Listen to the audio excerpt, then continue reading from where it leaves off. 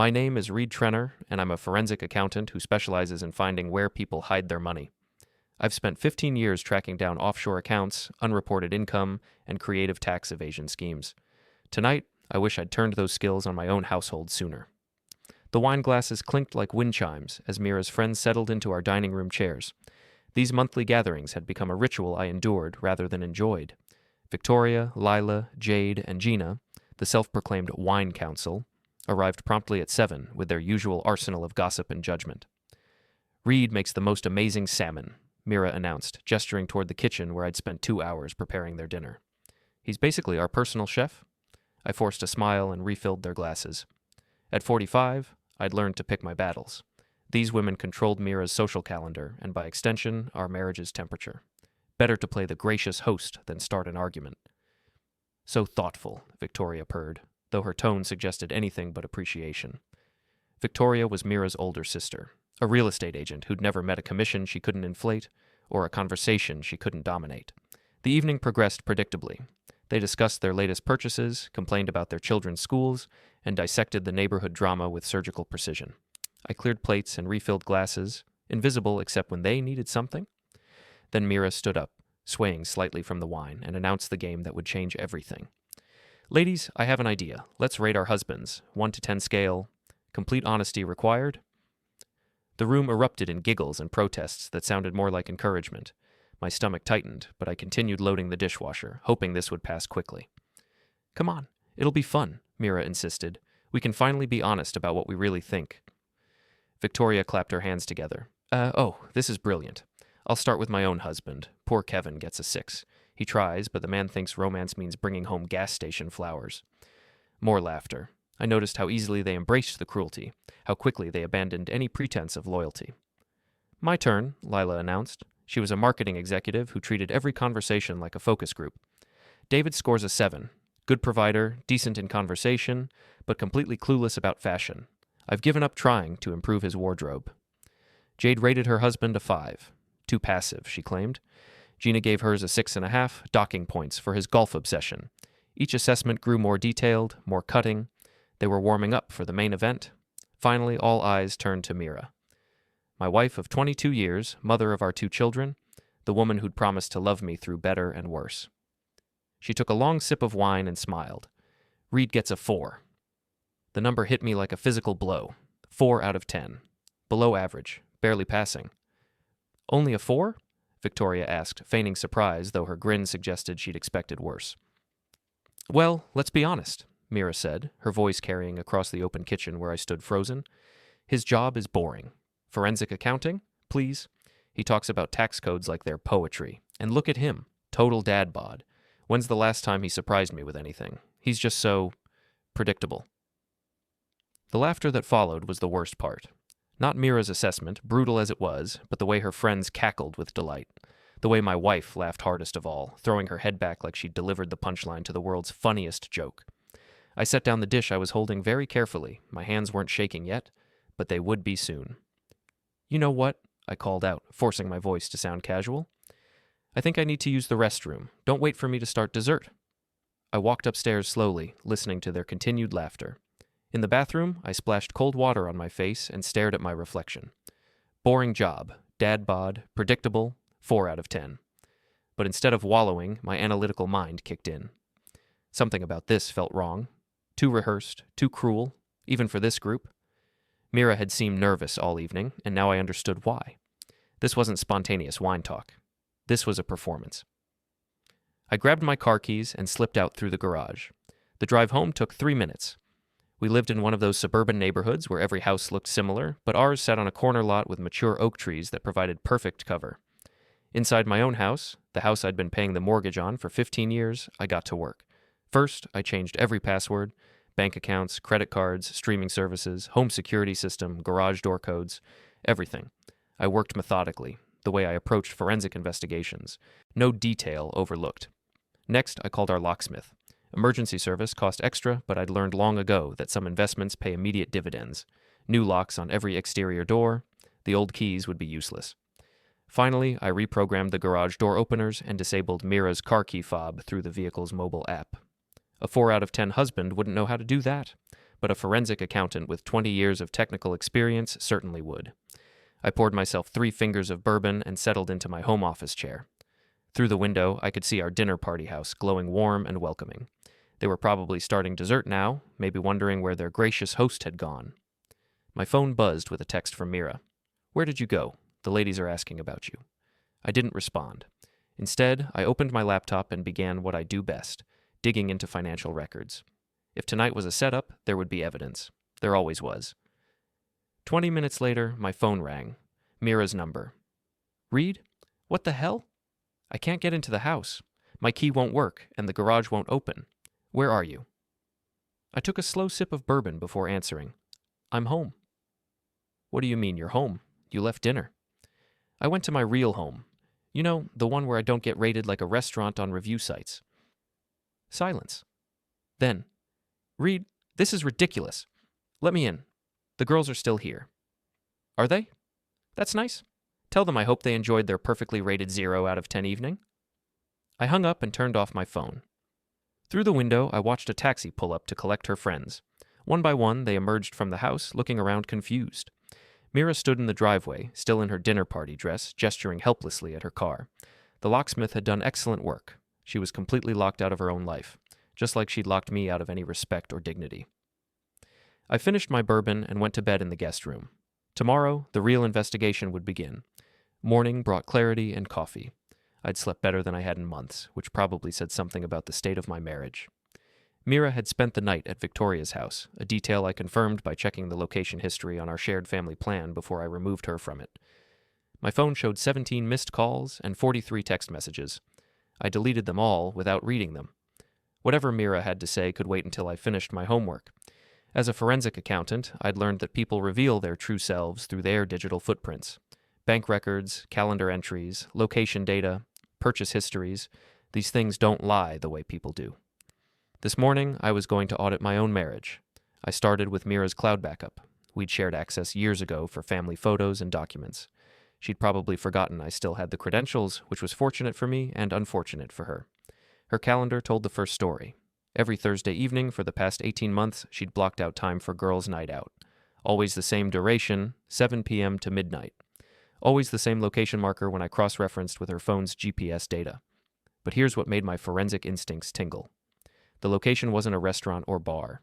It was a residential address in the upscale Riverside district, apartment 2847 at the Meridian Tower. I ran the address through property records.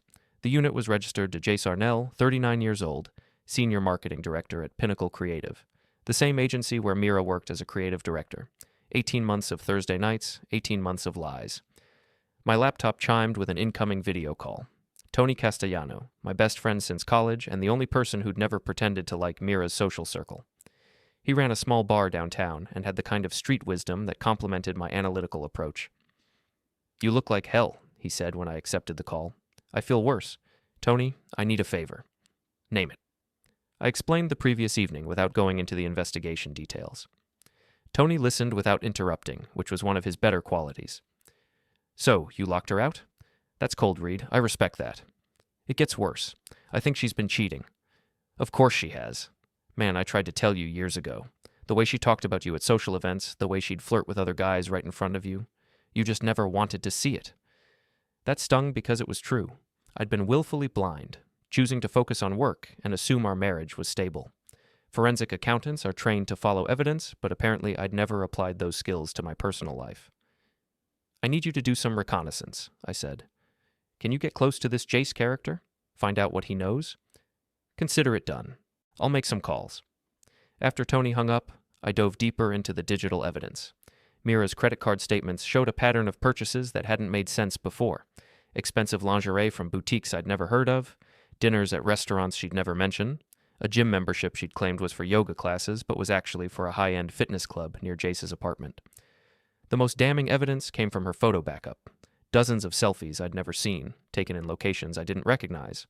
In several, I could see the edge of a masculine hand or the corner of a man's shirt. She'd been documenting her affair without realizing it. My phone buzzed, a number I didn't recognize. "Hello? Reid, this is Veta. I was Mira's friend from childhood. We need to talk." "Veta." I remembered her vaguely. A quiet woman who'd occasionally attended Mira's parties, but never seemed to fit in with the wine council crowd.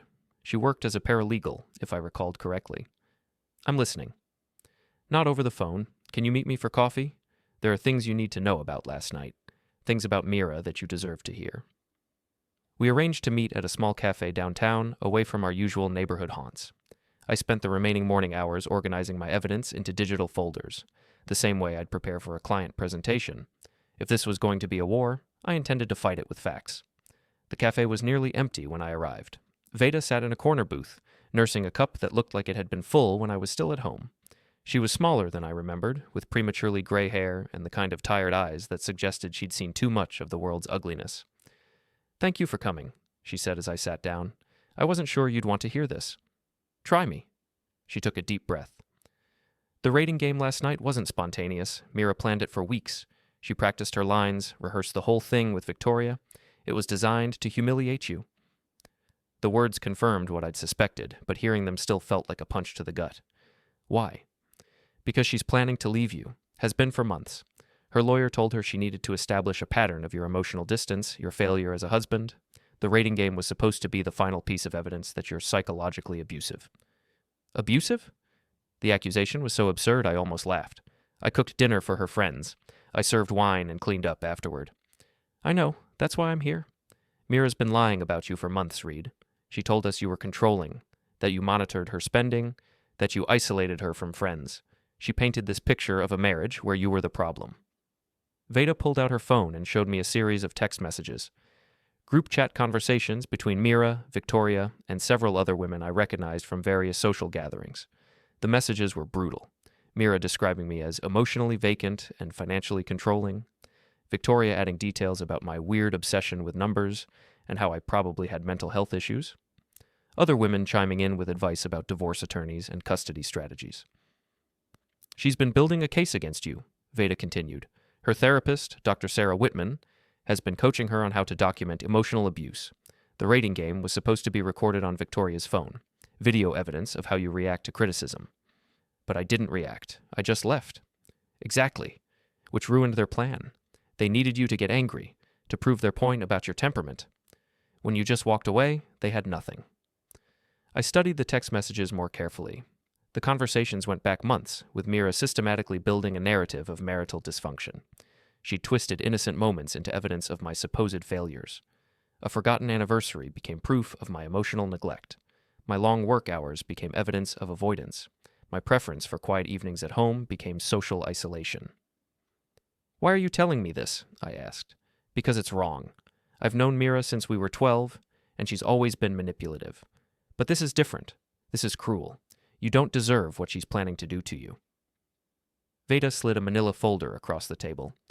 Copies of everything, text messages, emails, even some voice recordings from their planning sessions.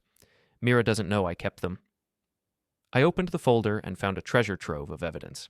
Not just the messages I'd already seen, but detailed plans for the divorce proceedings.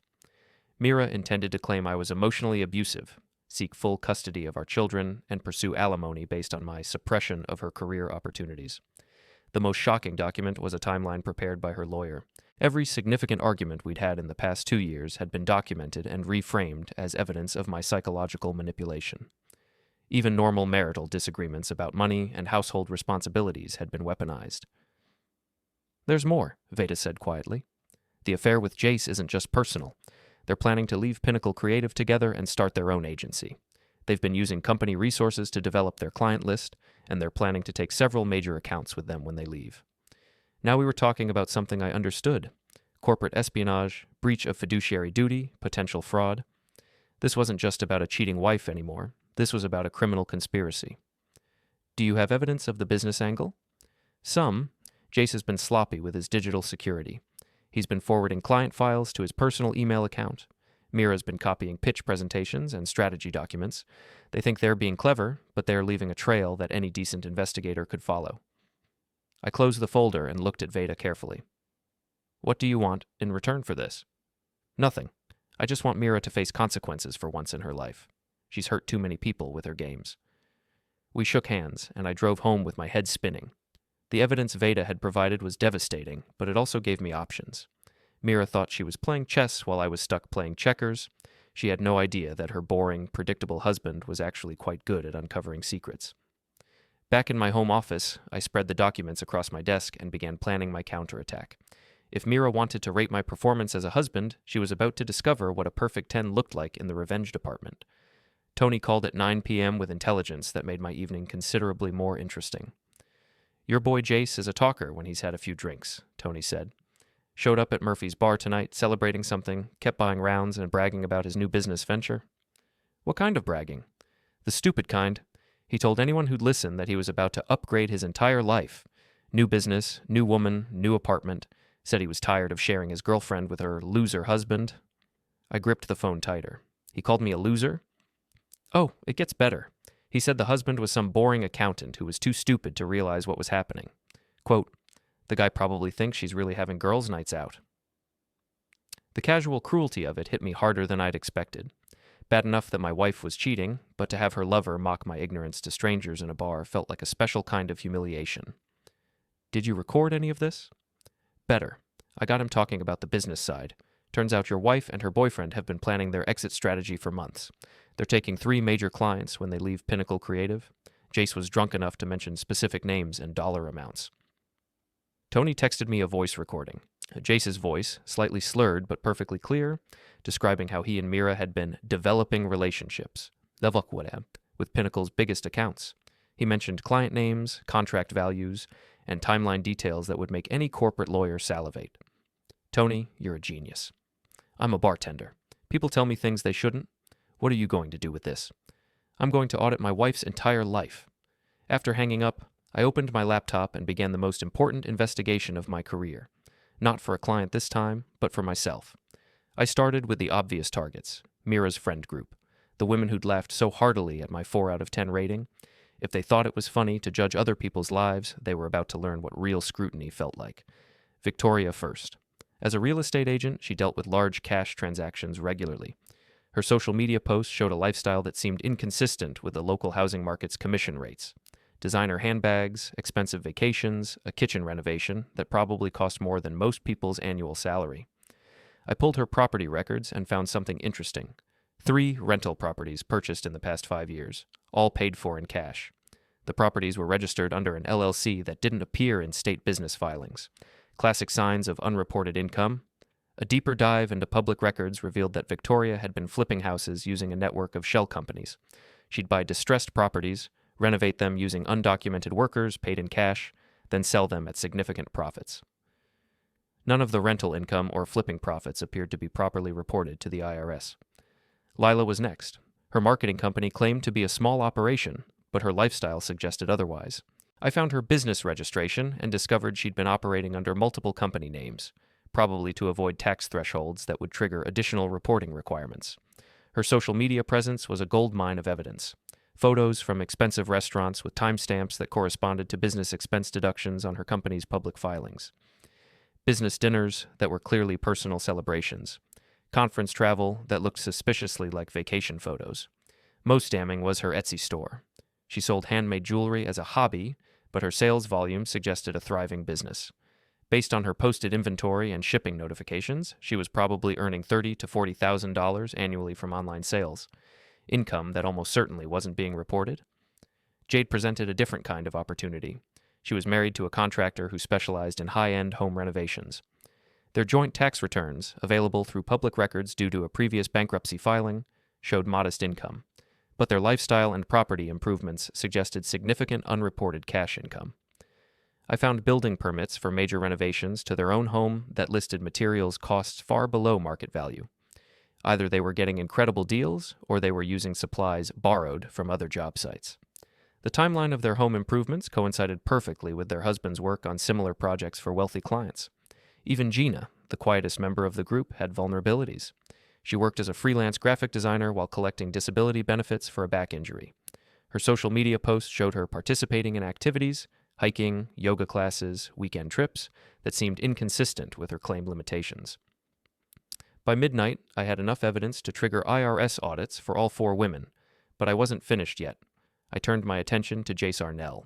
His financial profile was more complex, but also more vulnerable. As a senior marketing director at a creative agency, He had access to significant client budgets and vendor relationships. The voice recording from Tony's bar reconnaissance had given me specific leads to follow. Jace's personal financial records showed deposits that didn't match his salary schedule. Irregular amounts, always just under the $10,000 reporting threshold that would trigger automatic bank notifications to federal agencies. He was being careful, but not careful enough.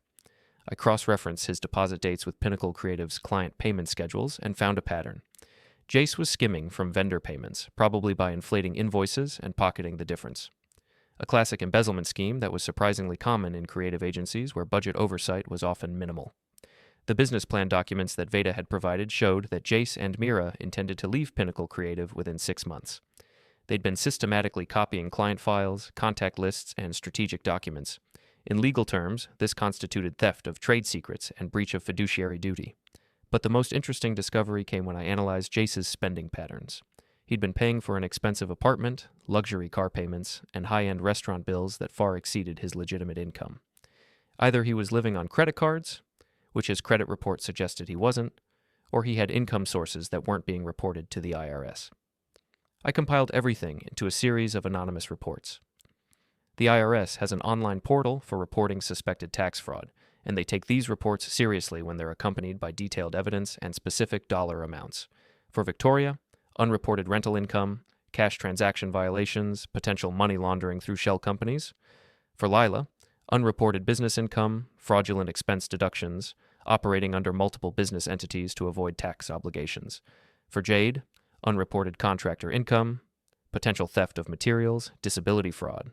For Gina, disability fraud, unreported freelance income. For Jace, embezzlement, unreported income, theft of trade secrets, breach of fiduciary duty. I submitted all 5 reports before dawn, each one carefully documented with specific dates, amounts, and supporting evidence. The IRS typically responds to detailed fraud reports within 72 hours, especially when they involve clear patterns of tax evasion. As the sun came up, I made coffee and reviewed my work. 5 people who'd thought it was funny to rate my life were about to discover what a real audit felt like. They'd laughed at my boring job without understanding that boring jobs sometimes come with very specific skill sets. My phone buzzed with another call from Mira. I let it go to voicemail, then listened to her message. "Reid, this is ridiculous. We need to talk like adults. I'm coming over this afternoon whether you like it or not. We're going to resolve this situation." I smiled and deleted the message. Mira thought she was dealing with the same predictable husband who'd been cooking dinner for her friends and quietly accepting disrespect for years. She had no idea that her 4 out of 10 husband had just launched a precision strike that would destroy her entire social circle. The real conversation would happen soon enough. But first, I wanted to watch the dominoes fall. The IRS works faster than most people realize when they have solid evidence and clear targets. By Tuesday afternoon, Victoria was posting frantic messages on social media about an unexpected tax situation that required immediate legal consultation. By Wednesday morning, Lila's business accounts had been frozen pending investigation. I monitored their social media activity like a forensic anthropologist studying a civilization's collapse. The Wine Council group chat, which Veta continued to share with me, devolved into panic and finger-pointing as each woman tried to understand why they were suddenly facing federal scrutiny. "This can't be a coincidence," Victoria posted. 4 of us getting audited in the same week? Someone reported us. Mira responded immediately. "Who would do that? We don't have any enemies." The irony was delicious. They'd spent years gossiping about neighbors, judging other people's choices, and rating their husbands like consumer products. Now they couldn't imagine why someone might want to see them face consequences. Jace's situation developed more dramatically. On Thursday morning, exactly 1 week after Mira's Thursday night girls' night out, federal agents arrived at Pinnacle Creative with a warrant to seize his computer and financial records. The embezzlement investigation had moved from the IRS to the FBI once they'd calculated the scope of his theft. Tony called me with updates from his bar network. "Your boy Jace is finished. Word is he stole over $200,000 from his agency over the past 3 years. They found invoices for vendors that don't exist, payment authorizations for services that were never delivered, the whole 9 yards." "What about the business plan with Mira?" That's the beautiful part. When the FBI searched his apartment, they found all the stolen client files and strategic documents. Turns out planning to steal trade secrets while you're already under investigation for embezzlement doesn't look good to federal prosecutors. I felt a satisfaction that was probably unhealthy but undeniably pleasant. Jace had called me a loser to strangers in a bar. mocked my ignorance while sleeping with my wife. Now he was facing federal charges that would likely result in prison time and financial ruin. But the real test was still coming.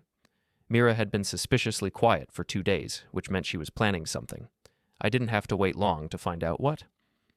Thursday evening, she appeared at my front door with a key I didn't recognize.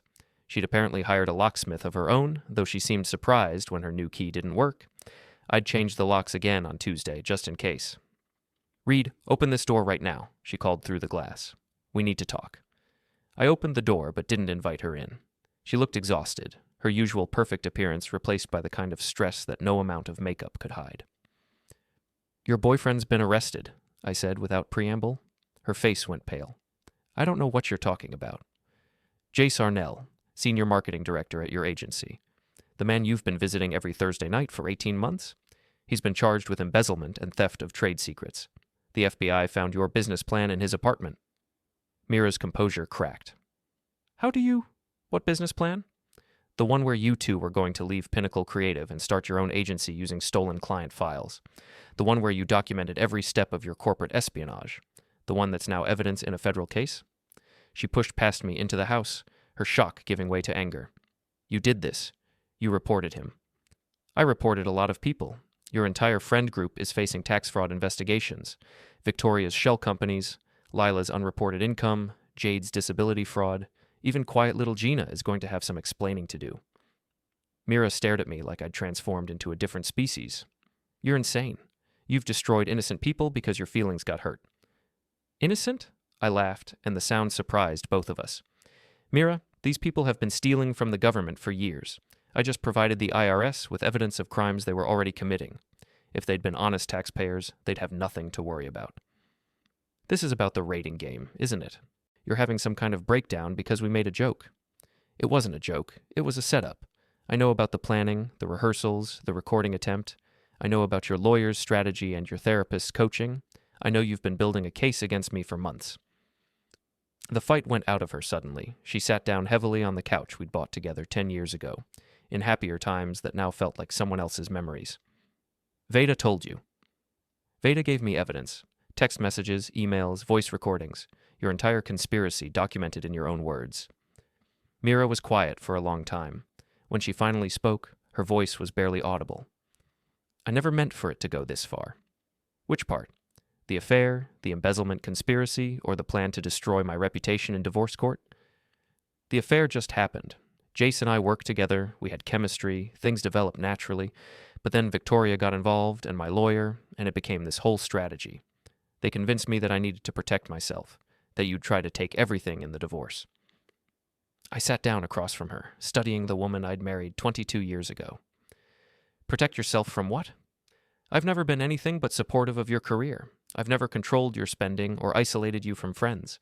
The emotional abuse narrative was completely fabricated." "I know?" The admission came out as a whisper. "I know you're not abusive. You're not even mean. You're just boring." And I was tired of being bored. There it was. The truth that hurt more than all the lies. Not that she thought I was terrible, but that she thought I was nothing. Boring, predictable, forgettable. "So you decided to destroy me instead of just asking for a divorce. Victoria said if I just left, you'd get half of everything. The house, my retirement accounts, even part of my business equity. She said I needed leverage. And rating me a 4 out of 10 in front of your friends was supposed to be leverage? It was supposed to be the start. We were going to record your reaction, show how you couldn't handle criticism, then document other incidents over time, build a pattern." I shook my head in amazement. "You know what's funny? If you just asked for a divorce, I probably would have been reasonable. We could have split things fairly, worked out custody arrangements like adults. Instead, you chose to wage psychological warfare.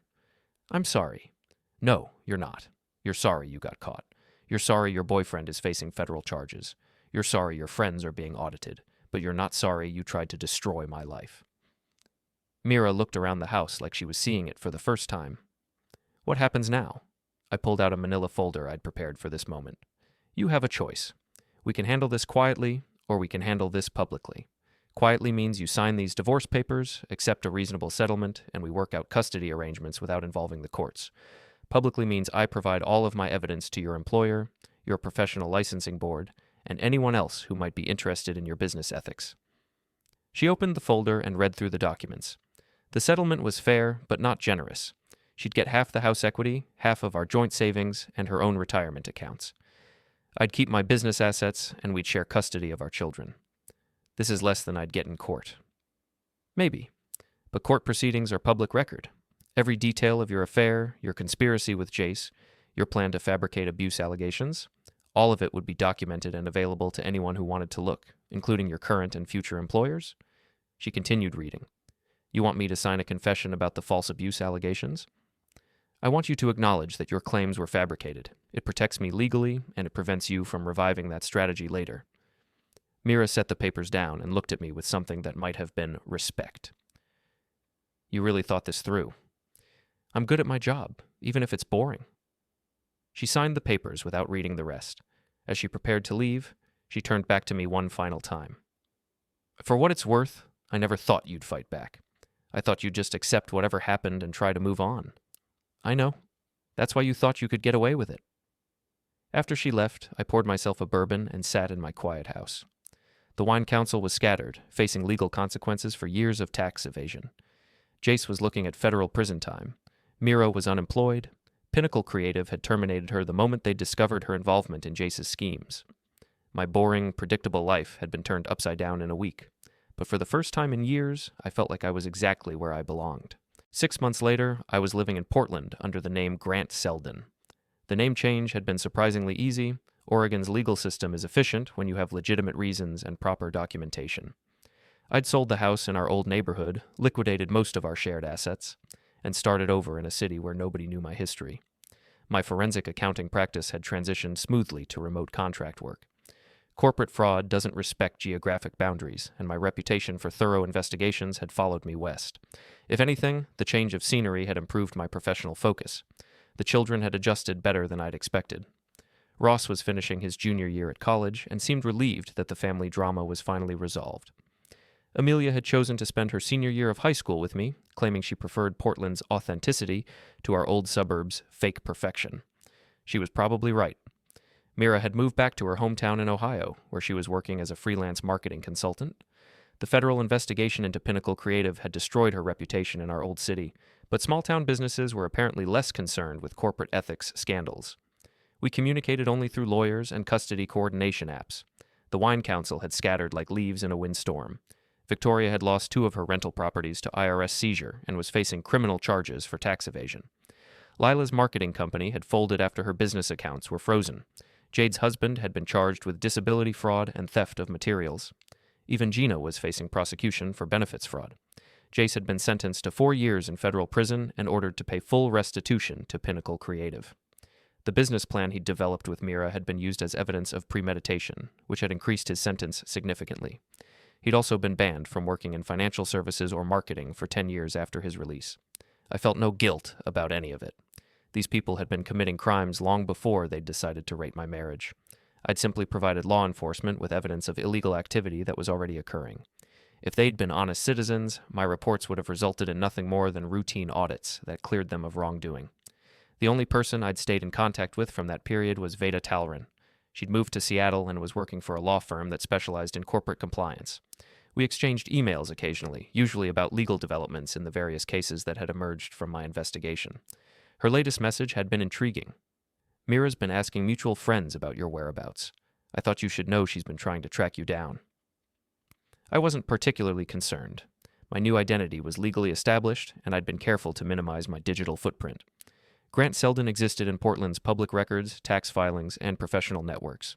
Reid Trenner had effectively disappeared, but curiosity got the better of me. Why would Mira be looking for me? Our divorce was final, custody arrangements were working smoothly, and we had no unresolved financial issues. What could she possibly want? The answer came on a rainy Thursday morning in November. I was working in my home office when my doorbell rang. Through the security camera, I saw a woman I barely recognized. Mira looked older, thinner, and somehow smaller than I remembered. Her hair was shorter and grayer, her clothing more conservative. She stood on my porch holding a coffee cup and looking nervous. I considered not answering. We had no scheduled contact, and showing up unannounced violated the boundaries we'd established. But curiosity won out over caution. "Hello, Reid. It's Grant now. How did you find me?" I hired a private investigator. It took 3 months, but he tracked down your name change and relocation records. I didn't invite her in, but I stepped onto the porch and closed the door behind me. What do you want, Mira? I wanted to apologize. Really apologize, not just say I'm sorry because I got caught. Okay, I'm listening. She took a shaky breath. I've been in therapy for 8 months. Real therapy. Not the kind where someone coaches you to build a legal case. I've been working through why I did what I did, why I thought it was acceptable to treat you the way I treated you. And what did you discover? That I'm selfish. That I was bored with my life, and instead of taking responsibility for my own happiness, I decided to blame you for not being exciting enough. That I convinced myself you were the problem because it was easier than admitting I was the problem. I studied her face, looking for signs of manipulation or performance. She seemed genuine, but Mira had always been good at seeming genuine when it served her purposes. I also wanted to tell you that you were right to fight back. I spent years taking advantage of your decency, assuming you'd never defend yourself. When you finally did, it shocked me into realizing how badly I'd been behaving. Is that supposed to make me feel better? No, it's supposed to make you understand that I know what I did was wrong. Not just the affair or the legal strategy, but the years of disrespect that led up to it. The way I talked about you to my friends, the way I dismissed your interests, the way I took your kindness for granted. We stood in silence for a moment, listening to the rain on my porch roof. Portland's weather had been one of the attractions when I'd chosen to relocate. Consistent, predictable, honest about what it was. What happened to your friends? I asked. They're not my friends anymore. Victoria blames me for everything that happened to her. She says if I hadn't involved you in our game, none of them would be facing legal problems. Lila and Jade won't speak to me at all. Gina moved to Florida. And Jace? I haven't spoken to him since his sentencing. His lawyer advised him not to have any contact with me, and honestly, I don't want to see him anyway. The whole relationship seems like a fever dream now. I can't believe I thought it was worth destroying my marriage.